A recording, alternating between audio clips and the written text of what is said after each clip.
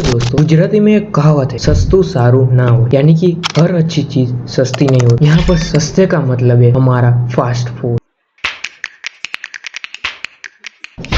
एक रिसर्च के हिसाब से एक बिग बर्गर खाने के बाद हमारे शरीर को उसको डाइजेस्ट होने में करीब 3 दिन का समय लगता है और उसमें करीब 500 कैलोरीज एंड 25 ग्राम फैट होता है। यहाँ पर मैं सिर्फ बर्गर की ही बात कर रहा हूँ, उसमें सोडा और राइस को मैंने गिना ही नहीं।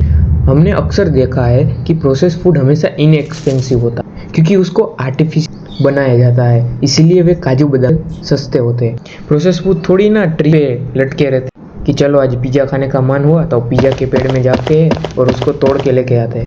नोवा फूड क्लासिफिकेशन द्वारा एक रिसर्च की गई, उसमें उन्होंने 4 ग्रुप के ऊपर एक रिसर्च की। ग्रुप 1 को मिनिमली प्रोसेस फूड दिया, ग्रुप 2 को butter oil sugar oil salt दिया, ग्रुप 3 को प्रोसेस फूड दिया और ग्रुप 4 को ultra process food and drink दिए। इसका रिजल्ट तो आपको पता ही होगा। ग्रुप 1, 2 एंड 3 के कंपैरिजन में ग्रुप 4 को हार्ट डिजीज का खतरा गया था। इसीलिए तो कहते हैं